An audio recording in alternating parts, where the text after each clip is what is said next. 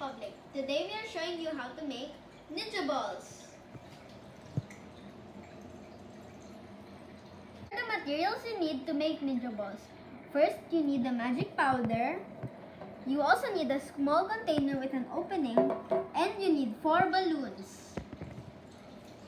You also need scissors to cut the balloons. The first thing you need to do is put a few of the magic powder into the container.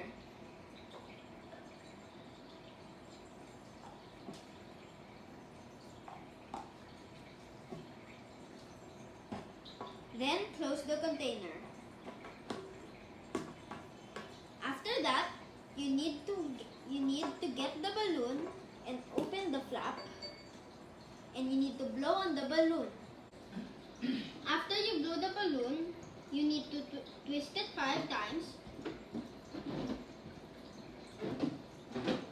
and insert it into the nozzle.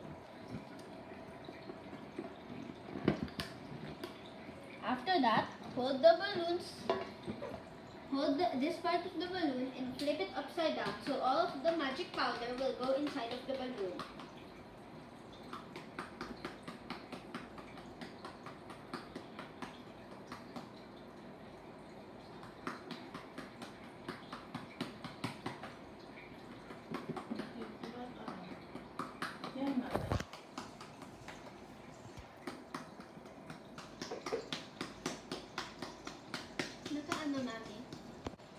After you put all of the flour in, you flip it back and you slowly remove the balloon from the nozzle.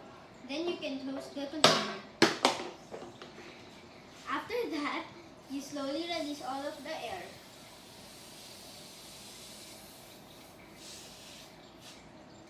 But don't put the flour out. After that, you can pat the bottom and a bit push it so that all of the air will go out. Then after that, you have to wipe it with a damp cloth. After that, you wipe it with a damp tissue or a damp cloth. Where's the tissue?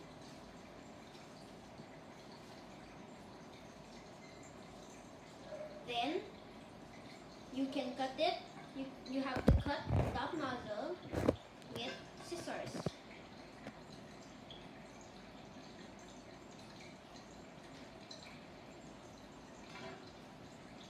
After that, you set it aside. Then, you cut your second color. You cut off the extra pieces.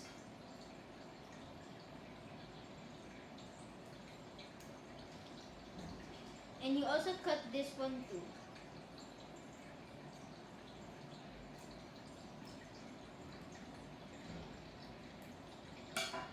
Then, you get it and you wrap it over your first one.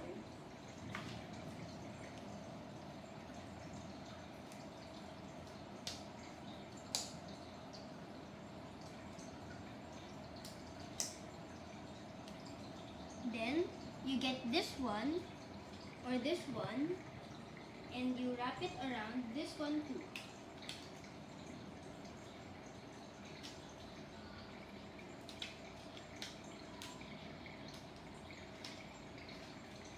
After you put the 3 layers on, you ask a parent or guardian to cut this in the shape of a ninja mask. This is my mom cutting the balloon into U shapes so that it will look like a ninja mask. Don't forget to fold it.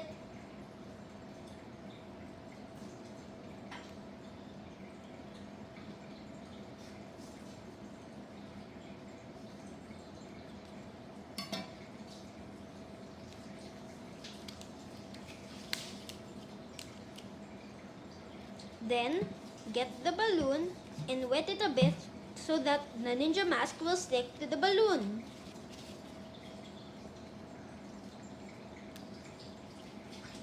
Then, you put the ninja mask on.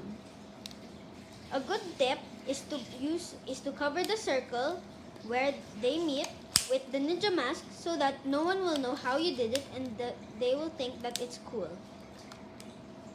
And that's how you make a ninja stress ball.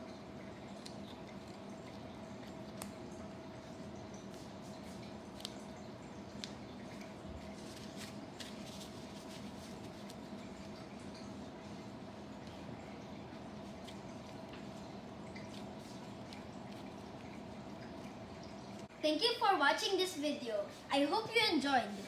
Next, if you want to get these ninja balls, you can call the number in the description below. Also, please subscribe and also please like this video if you want to see more content. Bye! Thank you!